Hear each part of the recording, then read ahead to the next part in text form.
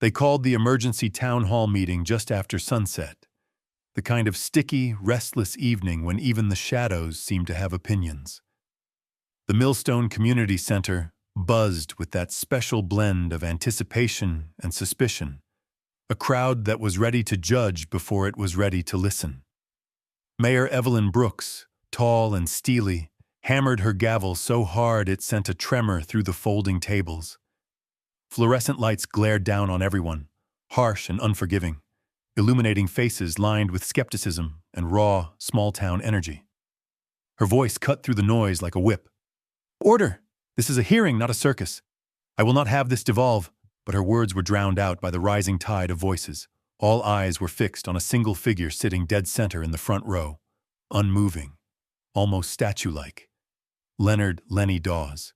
His jaw was clenched, a bruise purpled his cheekbone, and his hands, large, scarred, trembling only slightly, were folded tightly in his lap. He looked in that moment less like a man, and more like the embodiment of all the things this town tried to forget. "He threatened my staff! He's unstable!" barked Councilman Jerry Evans, standing just off to the mayor's left, red-faced and trembling with manufactured outrage. He pointed an accusing finger at Lenny, who didn't flinch, didn't so much as blink. A ripple of gasps swept the crowd. A woman in the second row, face pinched and voice shrill, shot up from her seat. "He should be locked up. What if he snaps again? Right here." She glanced over her shoulder, eyes wide as if she half expected Lenny to leap from his seat at any moment. Somewhere in the back, a teenager muttered, "Isn't he that old vet who talks to himself outside the diner?" The mayor's gavel came down again, harder. "Everyone, please, let's maintain some decency. Mr. Dawes, you have the right to speak in your own defense. Is there anything you'd like to say about the incident in the parking lot?" Lenny said nothing. Not a single muscle in his battered face twitched. The silence stretched so long and taut, it became its own accusation, the kind that breeds fear and resentment in small towns everywhere. There was a camera crew from the local news station filming, probably hoping for a meltdown, a viral moment. The lens panned in for a close-up. Sweat glistened on Lenny's brow, but he didn't wipe it away. He just stared forward, as if the whole scene were happening in some other world. In the back of the room, someone whispered, "Crazy old man finally lost it. Guess war messes everybody up different ways." The mayor shifted in her seat, glancing at her notes, then back at Lenny. "Mr. Dawes, you understand the seriousness of these allegations, that you threatened city staff and caused a disturbance on public property." Lenny's lips parted slightly, but only a low, dry sound escaped, something between a sigh and a growl. He pressed his hands together so hard the knuckles went white. The tension in the room felt combustible. People were craning their necks to get a better look, hungry for drama. Even the air was heavy, as if it too was holding its breath. In the front row, a child clung to his mother's sleeve, staring at Lenny with a mixture of fear and fascination. Outside, a distant siren wailed, drawing out the moment even longer. Councilman Evans, still standing, seized the opportunity. "If we don't do something, who's to say he won't snap next time? You all heard him yelling. You saw him. He went after a man half his age. I say we get him out of here tonight, before something worse happens." The crowd murmured their approval, some nodding, others looking away, uncomfortable but unwilling to be the lone dissenting voice. Rumor had always moved faster than the truth in Millstone, and tonight, rumor had a megaphone. A woman stood up, her voice wavering but loud enough to be heard. "My daughter works at the VA office. She said he was screaming at people in the parking lot, saying all sorts of crazy things about honor and respect. She said she was scared for her life." Lenny's gaze flickered, just for a second toward the woman. He shook his head, almost imperceptibly, as if warding off some invisible blow. The mayor turned to the town's chief of police, who was shifting uncomfortably beside the podium. "Chief Barker, your officers responded to the scene. Can you tell us, for the record, what you witnessed?" Barker cleared his throat. "When we arrived, Mr. Dawes was standing near the reserved veteran parking spot. There was a crowd. He was agitated. But he didn't lay hands on anyone. Still, given the volume of complaints, we had no choice but to detain him for everyone's safety. That's protocol, ma'am." The words hung in the air, thick and unresolved. A young intern from the local paper, nervously scribbling notes in the corner, leaned in to her editor. "Isn't he the guy who got that medal back in '72? Why's everyone acting like he's some kind of monster?" The editor didn't answer. He was too busy watching Lenny, watching for cracks, for signs that the old man was going to break. And still, Lenny said nothing. Narrator voiceover for YouTube listeners. They thought the old man had lost it.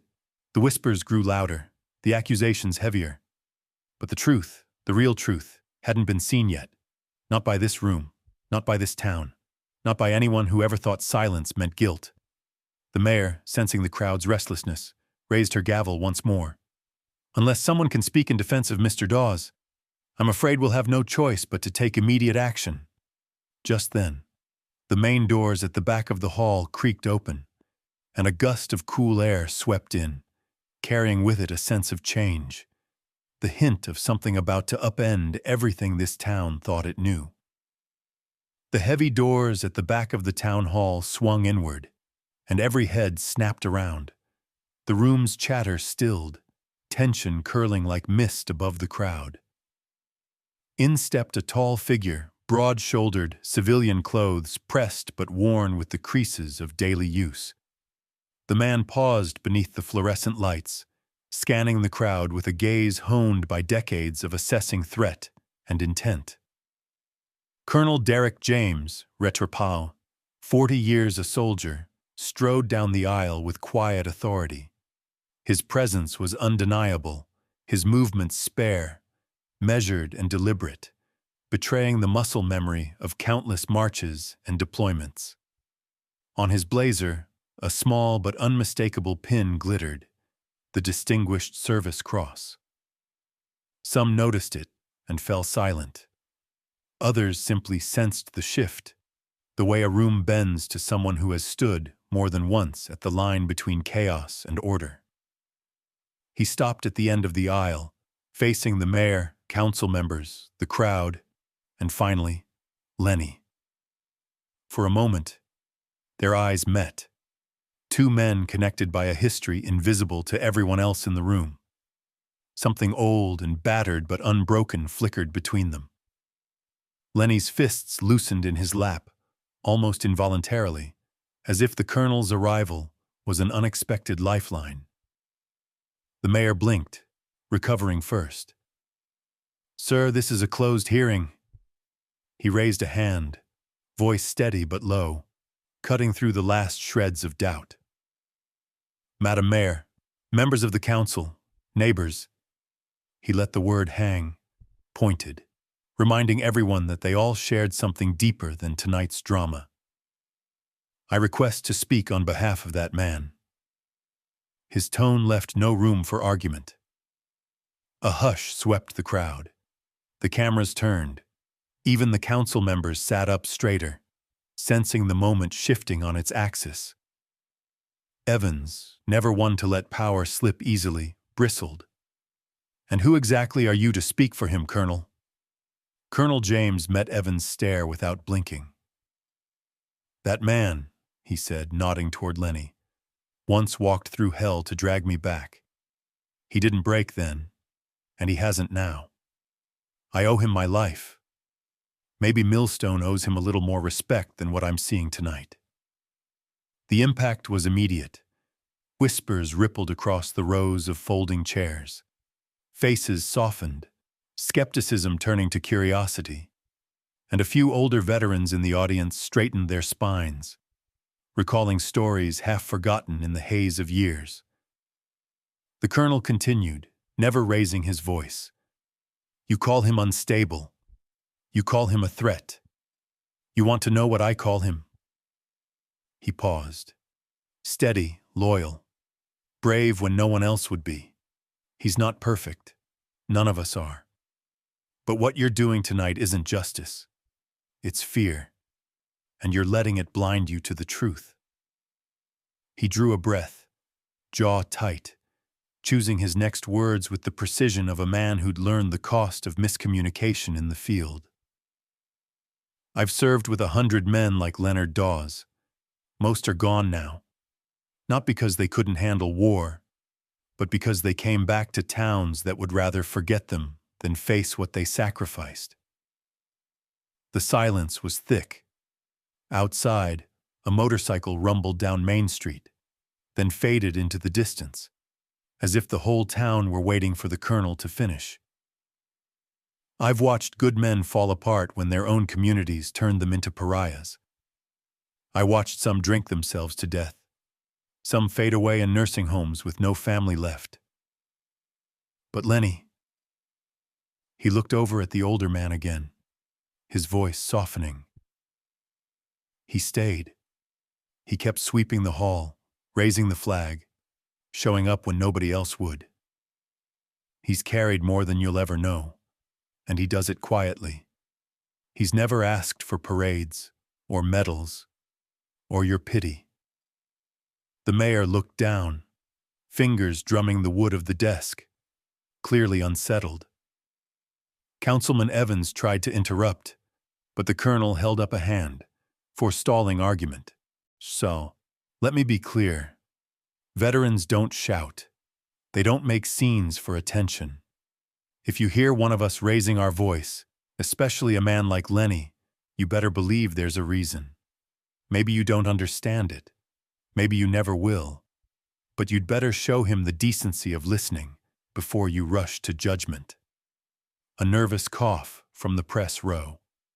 The camera zoomed in, capturing the pin on his blazer, the lines etched deep in his face, the fierce pride and sorrow that only those who've seen too much can truly wear. Lenny sat motionless, eyes shining with unshed tears. For the first time all evening, his breathing steadied. He glanced around, and for a split second, the room's hostility seemed to crack. From the back, a soft voice spoke up, a woman, hair silver and neat, who'd lost her own brother in Vietnam. I remember Lenny bringing flowers to the memorial every year, even when no one else did. The colonel nodded in acknowledgement. That's who he is. The mayor finally spoke, her voice softer, almost pleading. Colonel James, the situation in the parking lot was alarming.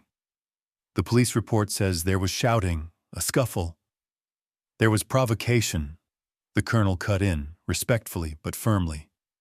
And I'd bet my pension the whole story hasn't come out yet. Give him a chance to speak. Or at least let the truth come out before you decide his fate. He stepped back, the authority in his posture never wavering, and took a seat beside Lenny. The two men sat shoulder to shoulder, silent but unyielding, a living testament to what brotherhood means beyond uniforms and ceremonies. For the first time that night, the energy in the room shifted, from accusation to anticipation. The council, the mayor, even the angry faces in the audience, all leaned forward, compelled by something they hadn't expected.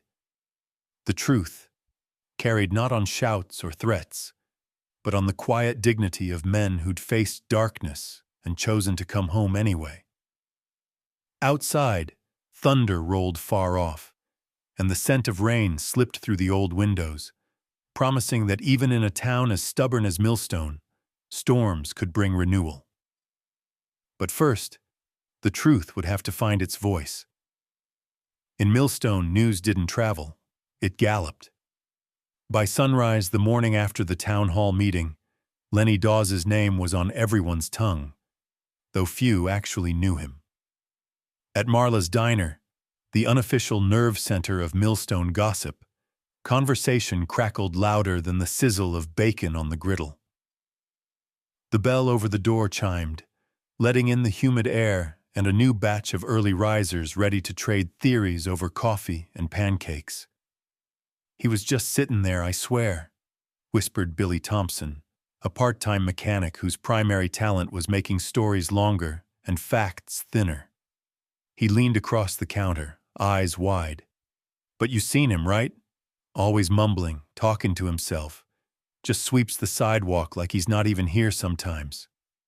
From the corner booth, Gladys Henson, who'd lived in Millstone for 76 years and claimed to know every secret the town ever buried, shook her head with a knowing frown.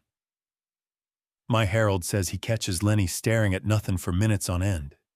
Just gone. It's the war, you know. Does something to a man.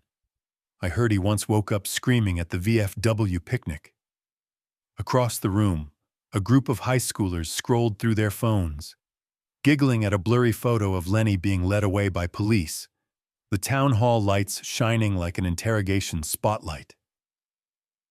"Dude, he looks totally spaced out," one of them muttered, flicking the image to his friend. But in a town like Millstone, a whisper was as good as a headline. The story twisted with every retelling. Lenny yelling at children, Lenny threatening to throw punches, Lenny chasing some poor guy with a broom. It didn't matter that none of it was true. What mattered was that it sounded true, and that it fit the picture Millstone wanted to paint. A man out of place and out of time, haunted by ghosts the rest of them couldn't see. The Veterans Hall, a squat brick building on the edge of downtown, had always been Lenny's refuge. Every morning, he swept the front steps, careful not to miss a single leaf.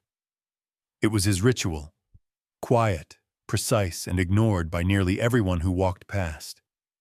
He wore the same faded ball cap, never quite hiding the scars that time had left on his face and hands. Some mornings, a kid would nod hello. Sometimes a dog would wag its tail at him. But most people kept moving, eyes on their phones, their feet, anywhere but him.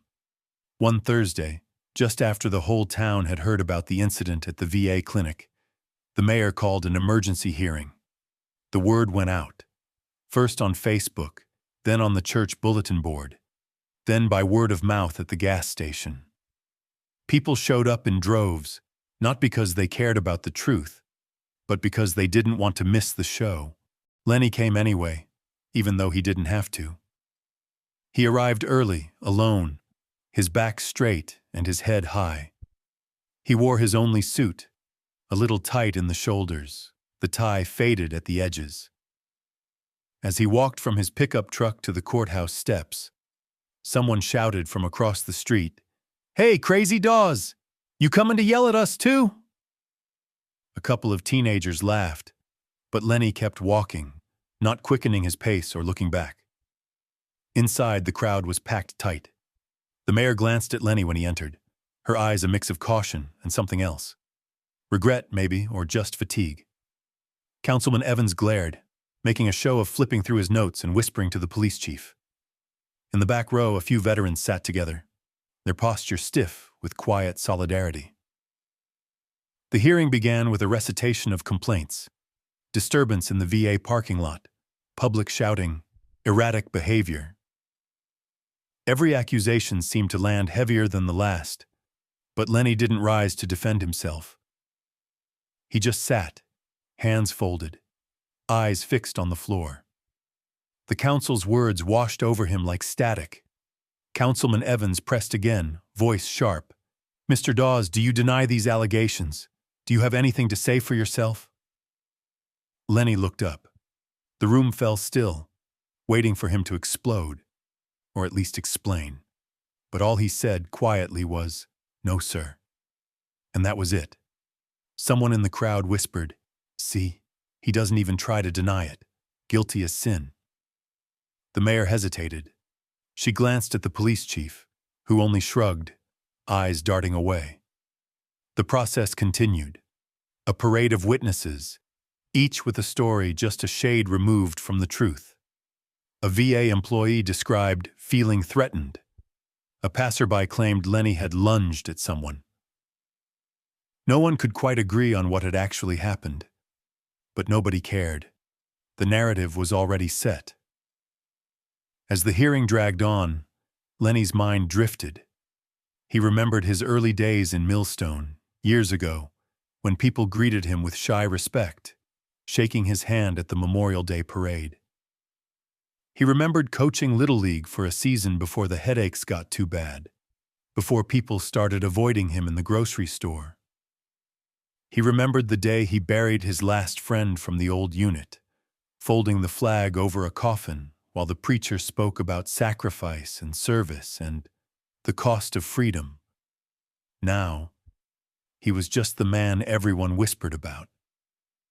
Outside, the sky turned gray, thunder rumbling somewhere beyond the hills. A flash of lightning lit the stained glass windows, and for a second, Lenny's reflection stared back at him. Older, yes, but still standing. Back inside, a young woman from the audience raised her hand. She was new in town, working at the library. Has anyone actually asked Mr. Dawes what happened? Or are we just assuming he's guilty because he's different? Her question lingered in the air, unanswered. After the meeting, as the crowd filtered out, Councilman Evans caught up to Lenny on the sidewalk. You could have made this easy on yourself, you know. Apologize, tell us you're sorry. Maybe we would have let it slide. But you got too much pride, Dawes, that's your problem. Lenny looked at Evans, tired but unbroken. I've got enough pride to tell the truth, that's all. Evans scoffed and walked away, but Lenny's words carried farther than either of them realized. As dusk settled over Millstone, the whispers continued, but so did the questions, small, uncertain, but growing. At the Veterans Hall that night, an old friend left a thermos of coffee on Lenny's stoop, and someone hung a fresh flag from the porch. In a town built on stories, maybe, just maybe, the real one was starting to find its way. Underscore, underscore, underscore, underscore, underscore, underscore, underscore, underscore, underscore, underscore, underscore, underscore, underscore, underscore, underscore, underscore, Millstone's VA clinic parking lot sat on the corner of Main and Locust, a spot as unremarkable as any in town, just a patchwork of faded stripes and potholes filled with last night's rain. On the morning everything unraveled, Lenny Dawes pulled his battered Ford Ranger into the only space he ever used, the spot marked "Reserved for Veterans." The blue and white sign had always seemed like a small nod of respect in a world that mostly hurried by without noticing. The sun was already high, glinting off windshields and warming the blacktop until the air shimmered above it. Lenny took a moment before getting out, breathing in, then out, counting 4 seconds each way, just like his old medic had taught him. It was a trick for keeping the panic away, for keeping his mind in the present instead of lost in echoes. He climbed out, moving slowly, favoring his left leg, a souvenir from decades ago and half a world away. His boots made a steady thud on the pavement as he crossed the lot. But something stopped him short. A shiny new civilian SUV, all chrome and arrogance, sat parked in the veterans-only space. He frowned, then looked around. Maybe it was an accident, he thought. Maybe someone didn't see the sign. But as he approached, he spotted a man in business slacks and a crisp button-down, talking loudly into his phone and leaning against the hood of the SUV, Starbucks cup balanced on the roof. The man's hair was too perfect, his smile too practiced as he laughed into his Bluetooth earpiece. Lenny cleared his throat, polite as ever. "Excuse me, sir. That spot's for veterans. There's plenty of others open." The man barely glanced his way, didn't pause his conversation. Yeah, I'll be inside in a minute," he said to the person on the phone, waving Lenny away with a flick of his hand as if swatting a fly. Lenny waited, but the man kept talking. Finally, Lenny tried again, a little firmer. Sir, I served. This spot's meant for us. If you could just... This time, the man turned, eyes narrowing with irritation. He pulled the earpiece out and scowled. You guys always whining about something, huh? It's just a parking spot. It's not like you own the place. Besides, didn't you lose that war anyway? His words cut sharp, meant to wound. Lenny stiffened, jaw clenching. Old instincts warred with new restraint. I didn't come back for glory, he said, voice low but steady. I came back alive. That spot's a small thing. Please just move your car. The man scoffed, voice rising. Maybe if you people did something worth honoring, you wouldn't have to beg for respect. He straightened, shoulders back, ready to turn this into a performance for the small but growing audience. 2 VA employees lingering by the glass doors, a nurse pausing beside the cigarette bin, a pair of strangers watching from the sidewalk. Lenny felt his pulse hammering in his ears. His hand shook, just a little at his side.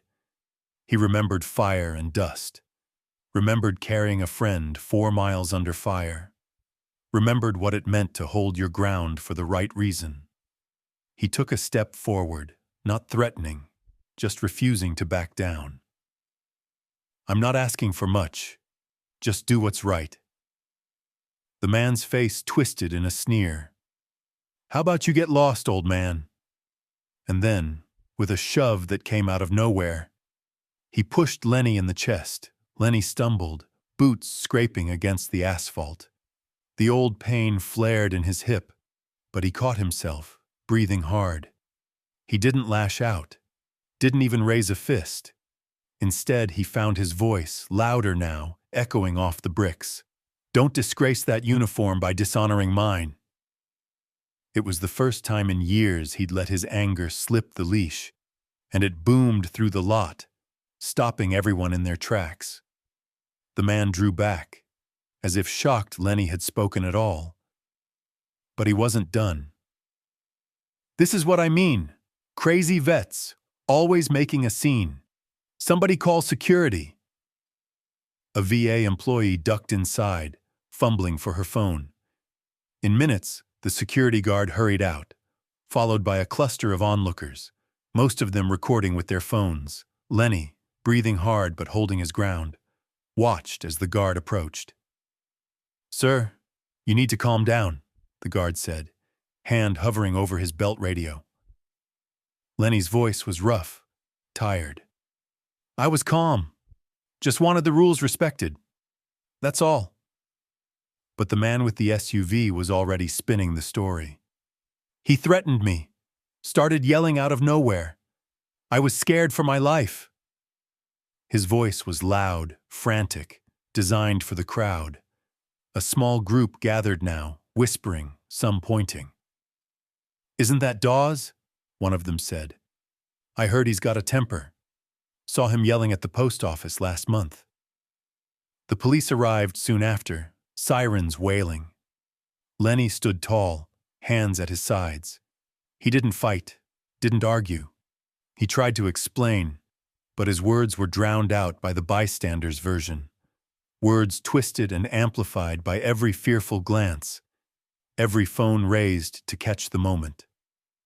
They cuffed him right there, on the blacktop, in front of people who once shook his hand and thanked him for his service.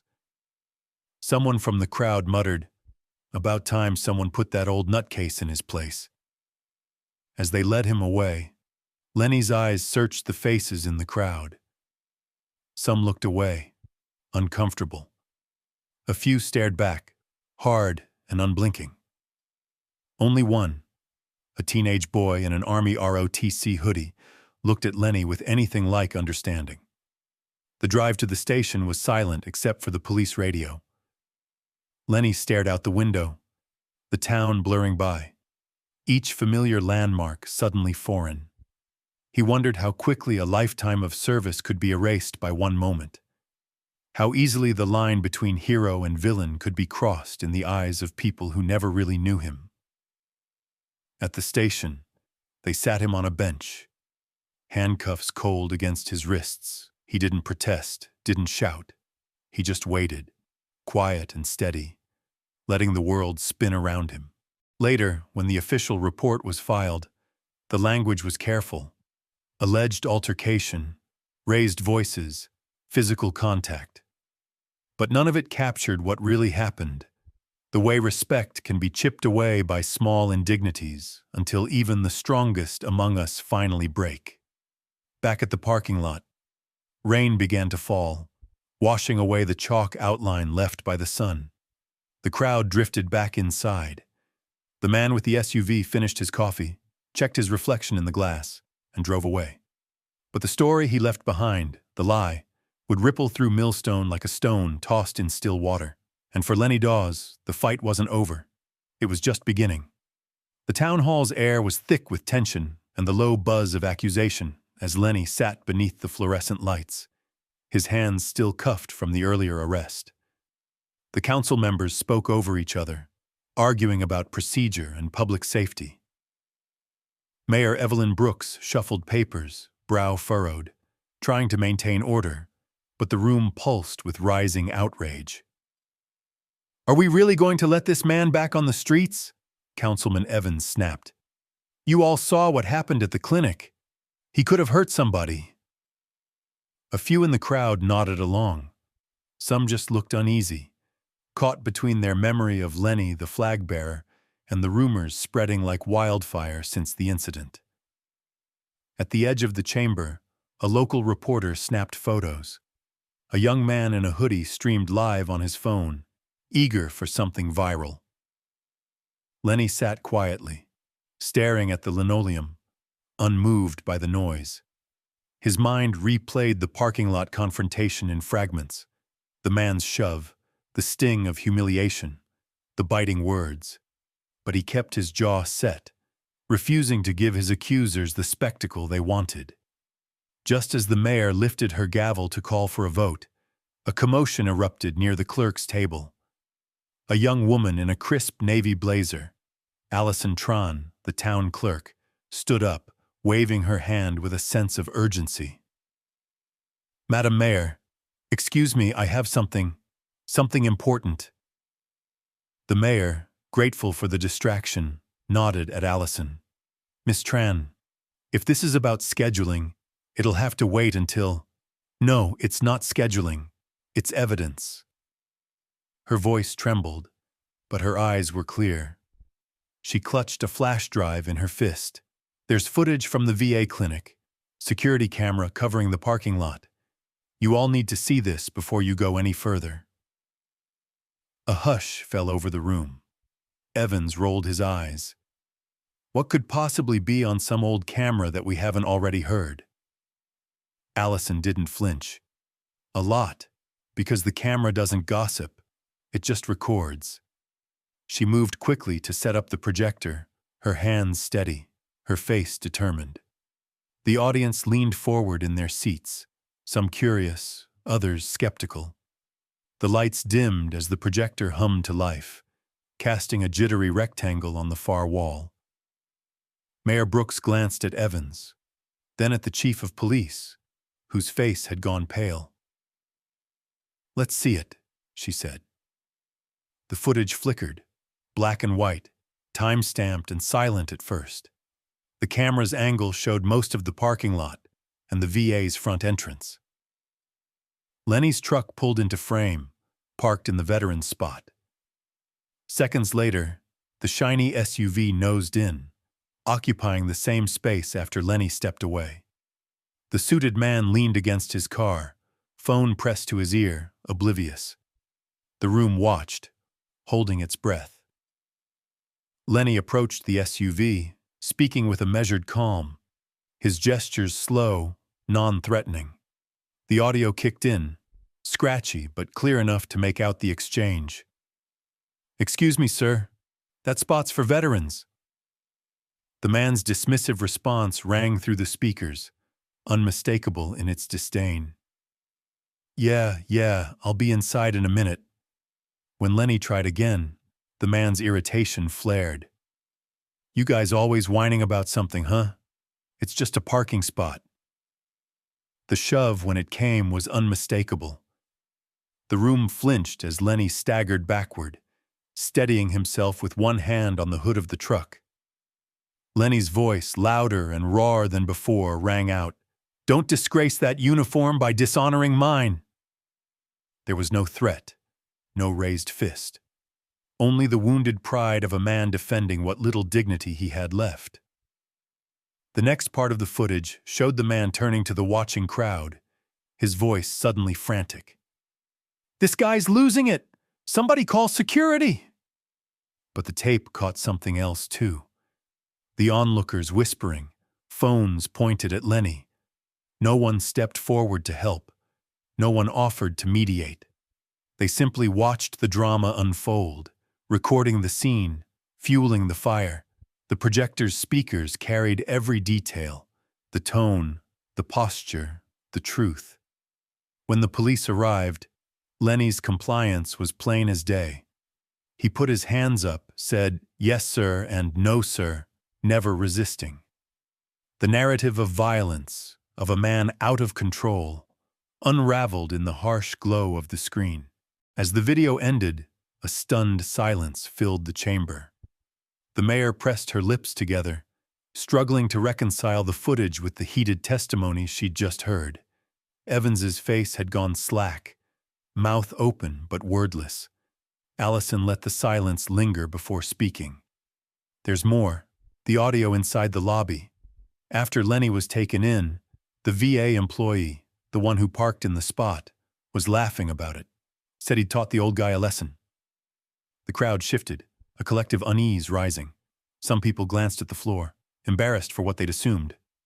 Councilman Evans tried to recover, voice quavering. "Well, maybe Mr. Dawes still shouldn't have raised his voice." Colonel James, who had sat silent through the entire ordeal, rose to his feet. His words, when they came, were measured and forceful. "You wanted the truth. You saw it. Lenny Dawes was provoked, insulted, shoved. He stood his ground. He didn't retaliate. He showed more restraint in that moment than most people ever do in a lifetime." He fixed Evans with a stare that could melt stone. "If you still think he's the problem, maybe you're looking in the wrong place." A low murmur rippled through the audience, some nodding, others wiping away tears they didn't expect to shed. The reporter lowered her camera, suddenly aware that she wasn't witnessing a spectacle but an injustice being righted, one frame at a time. Mayor Brooks found her voice quiet but clear. "Thank you, Miss Tran. We owe you for bringing this to our attention. We will review all the evidence before making any further decisions. Tonight, this meeting is adjourned." As people filed out, some approached Lenny, offering hesitant apologies or words of support. Others simply squeezed his shoulder. The old-fashioned way Millstone said, "I'm sorry." Allison packed away the projector, her expression softening as she looked at Lenny. "You shouldn't have had to wait for a camera to tell your story," she said quietly. "But I'm glad it did." Lenny managed a small, weary smile. "Thank you. That's more than I've had in a long time." The night air outside was cooler than before, the storm having passed.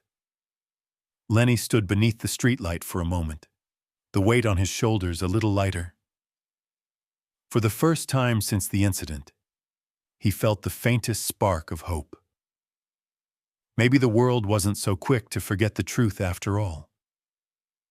And inside the nearly empty hall, the words from the video echoed, words that would linger, reshaping the town's memory, one quiet act at a time.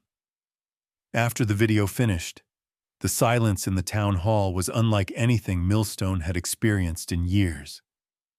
Even the building itself seemed to hold its breath, as if its bricks and mortar could sense a profound shift. The usual grumbling, the whispers, the shuffling of restless feet, gone. In that moment, all that existed was the flickering afterimage of the security footage on the projector screen, and the quiet dignity of Leonard Dawes. Lenny sat a little straighter in his chair. The shame and defeat that had weighed so heavily on him seemed to loosen their grip, replaced by something gentler but just as powerful: relief. He glanced at Colonel James, who nodded, subtle, steady, a silent show of respect between warriors who'd survived worse storms than this. The mayor was the first to break the silence, her voice different now, less authoritative, more tentative. "Mr. Dawes, she faltered, struggling to find words that might repair the damage.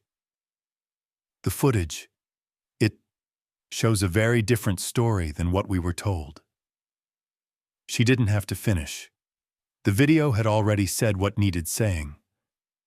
Lenny's calm, his restraint even as he was provoked, shoved, publicly humiliated, was now the centerpiece of the night. No matter what anyone had assumed, the camera had captured the truth: a man standing up for respect, not seeking conflict. Councilman Evans, usually so loud and sure, looked down at his hands, embarrassed. The police chief cleared his throat, shifting uneasily in his chair. "I'll make sure this goes in the official record," he said quietly. "All of it." From the crowd, a woman in her 40s, one of the same who'd called for Lenny to be locked up, rose from her seat. Her voice trembled as she spoke. I'm sorry, Mr. Dawes. I didn't see what happened. I just listened to the rumors. I should have known better." The apology, though awkward, landed like a pebble in a still pond, rippling outward as others shifted in their seats, uncertain but moved. Lenny met her gaze and simply nodded, a small gesture, but it carried more weight than 100 angry words. The mayor, regaining her composure, addressed the council and audience. "It's clear we've acted on incomplete information. Before we discuss next steps, I want to acknowledge what we all witnessed. Mr. Dawes acted with patience and dignity. The aggression did not come from him." She turned to the young town clerk, Allison Tran, and added, "Thank you for ensuring the truth was seen." Allison nodded, relief softening her features. She glanced at Lenny, who gave her a faint but grateful smile. Colonel James stood up, his chair scraping softly against the tile. He addressed the room in the same steady tone that had commanded troops in the darkest hours. "The difference between a man and a monster is often just a story told too soon. I've known Lenny Dawes most of my adult life. If more people showed the restraint he did in that parking lot, this world would be a kinder place." He paused, letting the words settle. "I've seen men break under far less. I've seen how easy it is to judge someone for their scars and struggles. But dignity is what you do when nobody's watching, or when everyone is. Mr. Dawes never lost his. I hope none of us forget that." A deep quiet swept over the audience. Some people dabbed at their eyes. Others nodded silently, ashamed of their earlier outrage. Even the teenagers who'd been streaming the meeting on their phones seemed chastened, their screens now pointed down at their laps. The mayor gestured for the chief of police to approach. "Chief Barker, is there any reason to pursue the charges against Mr. Dawes in light of this new evidence?" The chief shook his head, voice low. "No, ma'am. The report will be amended. Charges should be dropped. If anything, we need to have a word with the VA employee who started all this." A sense of rightness began to settle over the room. A subtle but profound correction, of course. The townspeople, one by one, looked at Lenny with fresh eyes, not the crazed veteran of rumor, not the dangerous man painted by a single moment, but a neighbor, a caretaker, a survivor. A reporter from the Millstone Weekly, usually known for chasing scandal, lowered her camera and took out a notebook instead. "Mr. Dawes, would you be willing to talk about your service? About what happened?" she asked, voice gentler than before. Lenny considered it. the urge to stay silent warring with the need to finally be heard. He nodded once. "Maybe," he said, "when it's quieter." The mayor closed her folder, exhaling deeply. "I think we've seen enough for tonight, unless there are further comments from the council." Evans, chastened, managed a few words. "I was wrong, Lenny. We all were." He looked like he wanted to say more, but he couldn't bring himself to continue. As people began to gather their things, a new mood filled the hall. Not exactly celebration, but a kind of collective relief, the sense of a wound being tended. Some approached Lenny, shaking his hand, clapping him gently on the back. Others simply nodded, unable to put their own regret into words. Outside, a light drizzle had begun to fall, tapping softly on the windows as if to wash away the ugliness of the past few days. Lenny stepped out into the night, Colonel James at his side. Neither man saying much. They stood beneath the streetlights, listening to the rain and the distant hum of traffic. "You did good, Lenny," the colonel said, voice barely above a whisper. "Most folks would have lost their heads." Lenny looked out across the dark, empty street, breathing in the cool, clean air. "Didn't have a choice. I learned a long time ago. There's always someone watching, even when you think you're alone." The colonel chuckled softly. "And now the whole town's seen what you're made of." For the first time in a long while, Lenny felt seen, not as a problem, not as a shadow, but as a man who'd weathered the storm and kept his feet on the ground. In the windows of the town hall behind him, his reflection stared back. Older, grayer, but finally free of the burden of someone else's story. And as the rain fell, Millstone's silence became something new. Not the hush of judgment, but the pause before healing begins. The day after the town hall meeting, Millstone woke to an unfamiliar quiet. Overnight, the wind had scrubbed the streets clean, leaving behind a scent of rain and renewal. Sunlight filtered through low clouds, glinting off puddles and illuminating the old war memorial in the town square. News of the video evidence had spread like wildfire. Even those who had missed the meeting felt the shift. The whispers were different now. Softer, hesitant, laced with regret. Lenny Dawes spent the morning alone, sitting on the stoop of the Veterans Hall. A battered thermos of coffee rested on the step beside him. He watched traffic glide past, old pickups and sedans splashing through the puddles, but no one stopped to hassle him or shout. Some even gave him small nods, gestures that meant more than words ever could. Inside the Veterans Hall, dust motes danced in slanting light. Old flags hung on the walls, their colors faded but proud. On a battered bulletin board, someone had tacked up a newspaper clipping from years back. Lenny and his old unit in dress uniforms, medals shining in the sun. The men's faces were young, hopeful. Most were gone now. At mid-morning, the heavy door creaked open. Colonel Derek James stepped in, shoulders squared in that unbreakable way, but his eyes warm. He carried something carefully in his hand, a folded letter, yellowed with age, and a small photograph in a silver frame. Lenny looked up as the colonel approached. "You sure you want to drag all that out again?" he asked, nodding at the letter. Colonel James managed a wry smile. "It's time, old friend. Truth's got a long memory, and so do I." Back at the town hall, the mayor had called another session, this time with an open invitation for anyone who wanted to speak. The chamber filled slowly, people subdued but attentive. Councilman Evans seemed smaller now, his confidence replaced by uncertainty. As Lenny and Colonel James entered together, conversation stilled. Even those who'd once called for Lenny's arrest found themselves studying his face, searching for the man they'd almost erased. The colonel made his way to the podium, the letter and photograph in hand. For a moment, he looked down at the old paper, the memories weighing heavy. Then he began to speak. "I know some of you still have doubts," he said, voice steady, filling the hall. "You look at Leonard Dawes, and you see a man changed by war, a man who talks to himself, who doesn't always meet your eye, who sometimes walks alone. But you don't know what I know." He held up the letter, the paper trembling just a bit in his calloused hands. "This is the letter I wrote home to my wife, 24 years ago, from a hospital bed in Germany. I'd been hit. Bad. Bleeding out.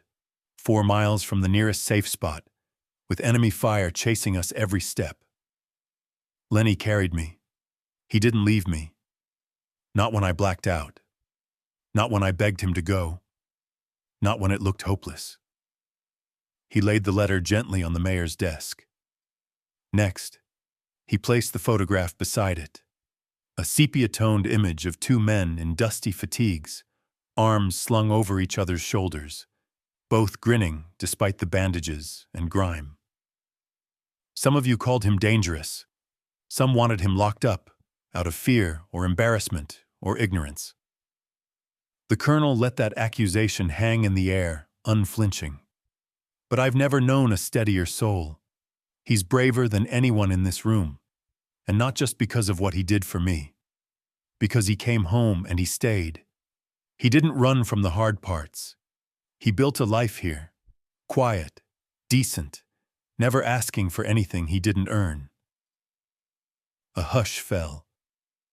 The mayor looked down at the letter, her throat working as she tried to swallow her emotions. From the back of the room, a woman with a cane, Mary Evans, whose husband had served with Lenny, rose shakily to her feet. "He brought my John home too," she said, voice thin but clear. "He made sure we had the flag and the letter. He never let us feel forgotten." Tears glittered in her eyes, but she stood tall, her cane tapping the floor as she saluted Lenny, who stared at the ground, overcome. Another person stood, then another. Soon a slow ripple of silent salutes moved across the room.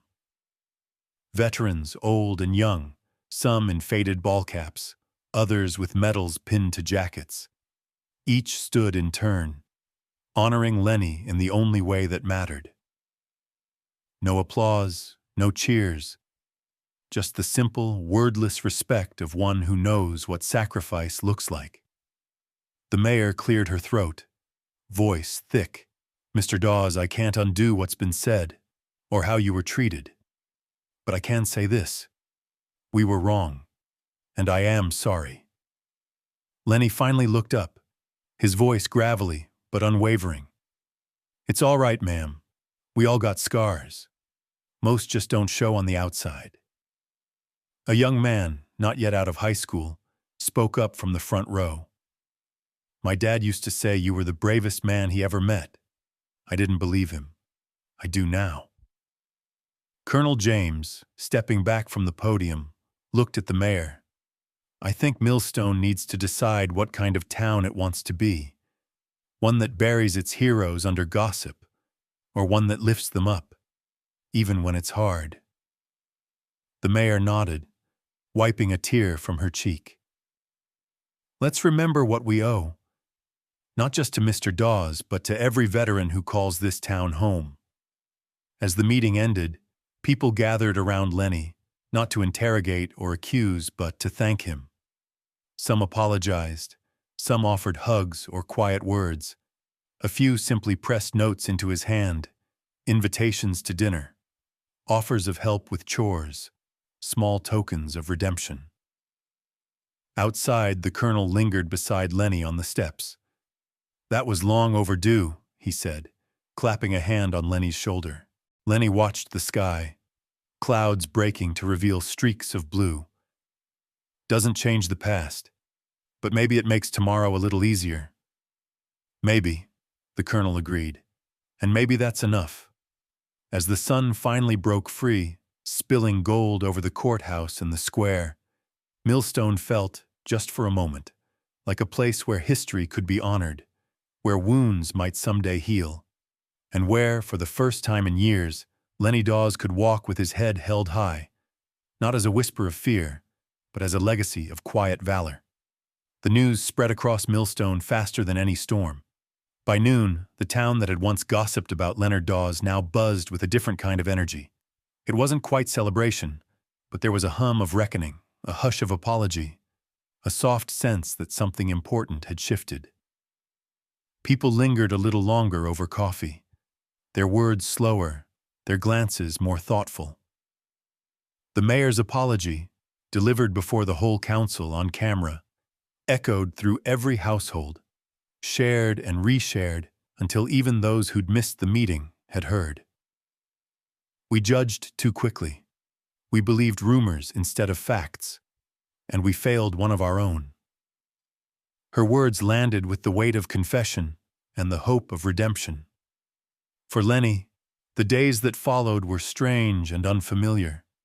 Where once there had been sidelong looks and whispers, there was now a careful kindness. People who had crossed the street to avoid him now stopped to shake his hand, to say, "Thank you for your service," or simply, "I'm sorry." Some fumbled the words, unused to humility. Others let their gestures speak.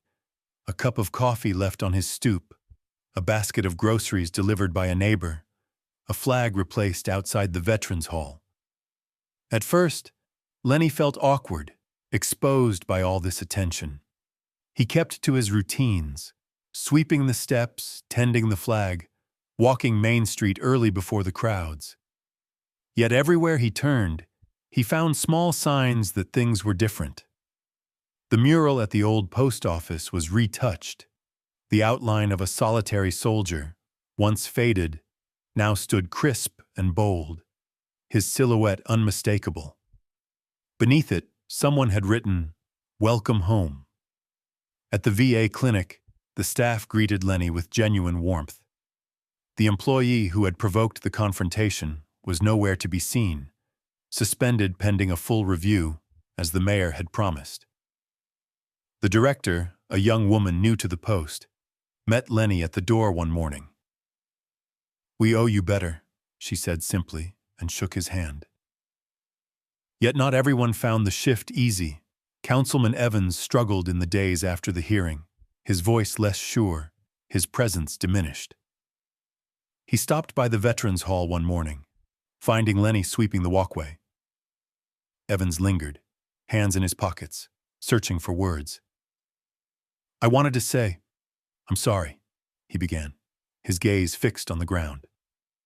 "I let the town down. I let you down. I was wrong." Lenny paused, leaning on his broom. "We all make mistakes. What matters is what we do next." Evans nodded, shoulders sagging in relief. "If you ever need anything, you come find me." Lenny nodded. That was enough. A week after the mayor's apology, a small group gathered outside the Veterans Hall. It started with just a few of Lenny's fellow veterans, Colonel James, Mary Evans, and a handful of others. Word spread quickly. By noon, dozens of townspeople had joined them, shop owners, teachers, church ladies, teenagers, even a few who had once called for Lenny's arrest. The mayor herself arrived, clipboard in hand. "We want to do something more than say sorry," she announced. "It's time this town showed what it really values." The idea came from a quiet voice in the back, a Vietnam veteran who rarely spoke in public. "Rename the annex after Dawes," he suggested. "Give the building the name of someone who knows what it means to serve." A ripple of approval swept the crowd, and the mayor nodded. "Agreed. Let's make it official." Within days, a new plaque was commissioned. The local foundry donated the metal, the high school art club painted a portrait of Lenny in uniform, and volunteers scrubbed the hall until the brick gleamed. On a bright Saturday morning, the town gathered for the unveiling. Lenny stood to the side, uncomfortable in the spotlight. Colonel James gripped his arm gently, keeping him steady as the mayor called for attention. "Today we right a wrong," she said, her voice strong. "This building will now bear the name of a man who showed this community what honor truly means." She pulled away the draped cloth, revealing the new plaque. Leonard Dawes Veterans Annex for quiet valor. There was no applause, just a deep, collective silence, reverent and honest. Then, one by one, people stepped forward to lay their hands on the plaque, to salute, to whisper words of thanks. The ROTC students stood at attention. The high school band played America the Beautiful. Flags snapped in the breeze. Lenny, usually so reserved, blinked back tears.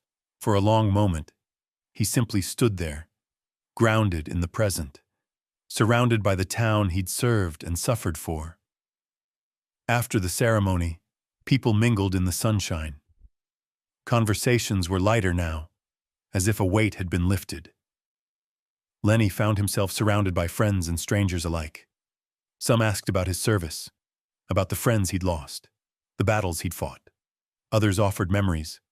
The time Lenny fixed a neighbor's porch, shoveled snow for the elderly, taught Little League when no one else would volunteer. A young reporter approached him, notepad ready. "Mr. Dawes, what would you say to people who think silence is weakness?" Lenny smiled softly. "Sometimes the loudest thing a man can do is just stand his ground.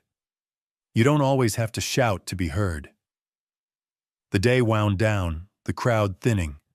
As dusk painted the sky with gold and purple, Lenny lingered outside the annex. He ran his fingers over the raised letters of his name, the cool metal warming beneath his touch. Colonel James joined him, silent for a while. Finally, he spoke. "Feels different, doesn't it?" Lenny nodded. "I didn't need my name on a building, just wanted to know I still belonged here." "You always did," the colonel replied. "Sometimes folks just need reminding." As the stars emerged and the town quieted, Lenny felt the scars inside him ease just a little. The fight for dignity, for respect, for truth, it had cost him more than he'd ever admit. But tonight, as the flag fluttered in the evening breeze, he knew something had changed. The town had reclaimed its honor, and so had he. Some wounds never fully heal, but sometimes, when a community chooses the harder right over the easier wrong, it can patch what's broken, stitch up the past, and move forward, together. The days after the dedication ceremony slid quietly into a new season. Summer's relentless heat gave way to the cool hush of early autumn. Crisp mornings, gold leaves dancing in the gutters, and the hum of distant harvesters carrying through the waking town. But in Leonard Dawes's life, the changes ran deeper than the weather. He woke, as always, before dawn. The house was still, the familiar aches working their way through old wounds and stiffer joints. He dressed with the care of a man for whom ritual was armor. Crisp shirt, sturdy boots, the silver pocket watch he'd carried for years. In the pre-dawn darkness, he brewed a mug of black coffee and sat at the kitchen table, letting the silence settle over him. But this morning, something was different. Instead of feeling like an exile in his own town, Lenny sensed a kind of gentle acceptance, a new thread connecting him to the world outside his window. He sipped his coffee slowly, watching first light seep into the sky.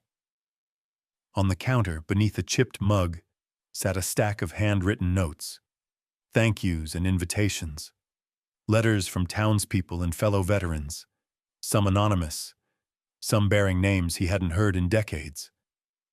He read a few, heart heavy and light all at once. After sunrise, he made his way outside.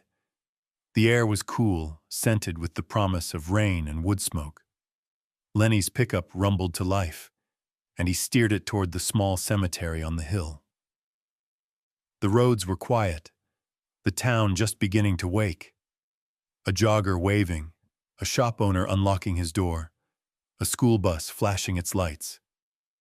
Everywhere, he felt the eyes of his neighbors, not curious or suspicious anymore, but open, even warm. The cemetery was nearly empty. Lenny parked and climbed the gravel path, boots crunching on fallen leaves. He carried a small flag in one hand, a tradition he never missed. At the grave of his old friend, Private Bobby Kelly, he knelt, driving the flag deep into the earth. He bowed his head, not for prayer exactly, but for memory, for gratitude, for all the words unspoken between two men who'd shared fire and fear. He wasn't angry. He was tired of defending himself for surviving what most wouldn't. That voice somewhere in his mind spoke for so many. Not just for Bobby or for Lenny, but for every veteran who came home with invisible burdens. There was peace in the act, and pain too, but this morning, the balance felt different. A pair of crows cackled in the branches overhead. Lenny stood, brushing the dirt from his knees, and lingered beside the grave. It wasn't just Bobby he mourned. It was all the time he'd lost. Years of keeping quiet so the town could forget its uncomfortable debts. Years spent on the outside looking in. He'd carried that silence as both shield and shackle. It had kept him alive, but it had cost him too. As he walked back down the hill, he heard footsteps behind him. Turning, he found Mary Evans, cane tapping the path, her face weathered by grief and time but bright with kindness. "Saw your truck," she said, voice soft. "Thought I'd pay my respects." They stood together, quiet, the kind of silence that felt companionable rather than lonely. After a while, Mary spoke. "You did good, Lenny. You made them remember." He shook his head, a wry smile flickering. "Didn't want to be remembered. Just wanted folks to tell the truth." She nodded, understanding. Truth takes time in a place like this. But it sticks. They parted ways with a gentle squeeze of hands, the unspoken comfort of old survivors. Lenny returned to town, the Veterans Annex gleaming in the early light. He paused before going inside, fingers tracing his name on the new plaque. The building, once just a shelter for memories, now felt like something more. A testament to quiet valor. A space reclaimed not just for himself, but for every man and woman who'd ever felt invisible. Inside, the annex was alive. A group of young veterans met for coffee, talking in low voices about jobs, families, and futures. High schoolers decorated the meeting room for a charity dinner. On the wall, beside the flag, hung the photograph Colonel James had brought, a reminder of the bonds forged in fire and kept through the years. Lenny joined the gathering, listening more than speaking.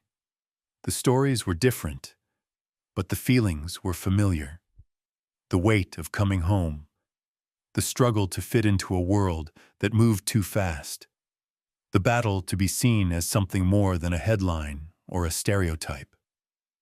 One young man, a Marine barely out of his teens, asked Lenny how he'd survived so many years with his silence. Lenny considered his answer, looking out the window at the morning sun. "I stayed quiet because I thought it was easier for everyone. Didn't want to burden folks with what I'd seen, what I'd done. Didn't want to scare anybody. But silence doesn't heal anything. It just hides the hurt. Sometimes you have to let people see you, the real you." A hush followed his words, thoughtful and raw. After the meeting, as Lenny prepared to leave, Colonel James caught his arm. "You know you changed this town, right? They'll never look at us the same way again." Lenny shrugged, a ghost of a smile on his lips. "Maybe. Or maybe they'll just look a little longer before they judge." The colonel laughed softly. "That's all we can ask." As the day faded into evening, Lenny walked home through the lengthening shadows, his heart both heavy and unburdened. He stopped at the diner, where Billy Thompson, once a ringleader of rumors, bought him a cup of coffee. He visited the post office mural, watching a mother explain to her child who the soldier was. He crossed Main Street, waving to the grocer who used to pretend not to see him. Each small interaction, each nod or smile, stitched something new and fragile into the fabric of his life.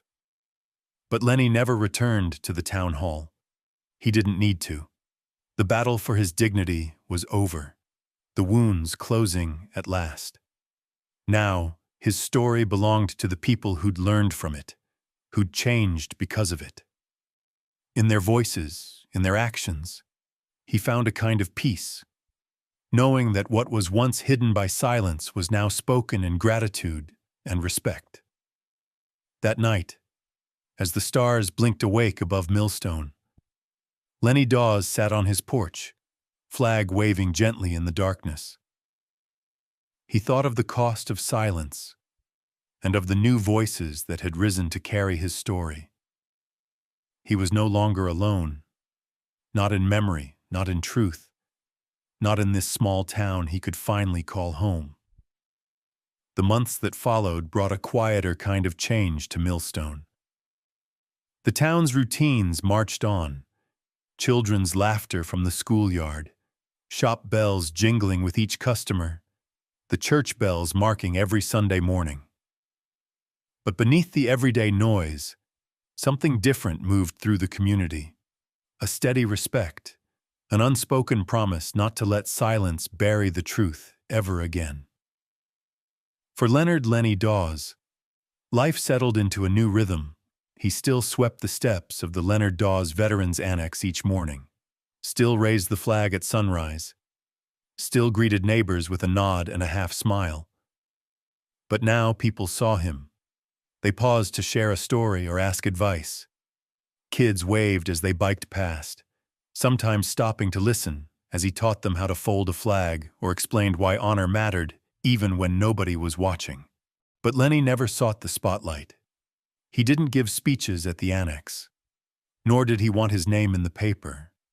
He was, at his core, the same quiet man he'd always been, a steady presence, content to serve in ways that didn't draw attention. And that was enough. He no longer had to defend his dignity.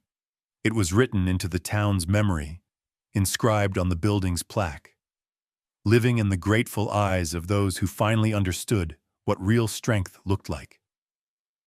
Every so often, visitors would come to the annex, out-of-town veterans, young men and women wearing new uniforms, families looking for a place to remember a lost loved one. Lenny welcomed them with coffee, sometimes with a story, but mostly with the kind of listening ear only someone who'd carried heavy burdens could offer. He understood, in a way few did, the cost of carrying pain in silence, the fear of being misunderstood or judged. One crisp autumn day, a local school teacher brought her fourth-grade class to the annex. She'd told them about Lenny, about what the town had learned from him, and wanted them to meet him in person. The children gathered around, fidgeting and whispering, but Lenny's calm presence soon quieted them. He showed them the old medals, let them hold a folded flag, and told them about the friends he'd lost and the promises he'd kept. He didn't glorify war. He spoke of duty, sacrifice, and how the bravest thing a person can do is sometimes just keep going, day after day, when no one is watching. One little boy, eyes wide with curiosity, asked, "Were you ever scared?" Lenny nodded, his answer simple. "All the time. Being brave isn't about not being scared. It's about doing what's right, even when you are." The teacher smiled, and the children left with a new respect, not just for Lenny, but for every quiet hero they might meet. As the weeks passed, the story of what happened in Millstone, how a town nearly lost itself to fear, then found its heart again, began to travel. The local paper wrote a column called "The Strength of Quiet Valor," highlighting not just Lenny, but all the veterans whose stories had gone untold for too long. Churches and civic groups started inviting more veterans to speak, to share their lives, their pain, and their triumphs. The town became, in its own way, a little braver, a little more willing to listen before judging. At the annex, Lenny sometimes found himself sitting with others in the warm light of evening, trading stories and silences. He was never the loudest voice, but people leaned in when he spoke, sensing the wisdom carried in each careful word. Colonel James often joined him, the two friends sitting side by side, watching the flag flutter in the breeze. Sometimes, after a long stretch of silence, the colonel would grin and say, "You ever think you'd end up being the reason this whole place learned how to say I'm sorry?" Lenny would just shake his head. Didn't need an apology, just needed to know I wasn't alone. One evening, as the sun slipped behind the hills, casting the town in golden light, Lenny sat on his porch and watched the world grow quiet. The flag at the annex caught the last rays, its colors vivid against the darkening sky. He thought of the long years of silence, of the pain and pride he'd carried, and of the unexpected kindness that had finally found its way to him. His story, once twisted and hidden, now lived in the voices of others, in the child who explained the meaning of a veteran to her little brother, in the grocer who reminded his customers to thank those who serve, in the mayor who had learned to ask before judging, and in the friends who gathered each week at the annex, finding strength in each other's company. Lenny never needed to yell. He never sought revenge or demanded his due. The camera had shown what words could not, a man whose strength was measured not in how loud he spoke, but in how steadfastly he lived. Narrator voiceover for listeners everywhere. He didn't need to yell. He didn't need revenge. The camera did what his words never could, showed the country what real strength looks like. In a world too quick to judge, it's easy to mistake silence for weakness. But veterans carry more than scars. They carry truths this world often ignores. When we judge too fast, we bury the very men and women who once carried us out of fire. Millstone learned finally that sometimes the loudest lesson comes from those who speak the least. That dignity is worth defending, even if you have to do it one quiet act at a time. And that redemption is always possible if you're willing to face the truth and do right by those who deserve it. As the year drew to a close, Lenny Dawes watched the town move forward, a little kinder, a little stronger. He was content knowing his silence had finally been understood, not as absence, but as a testament to the kind of courage that doesn't fade with time. If you still believe dignity deserves defense, share this story.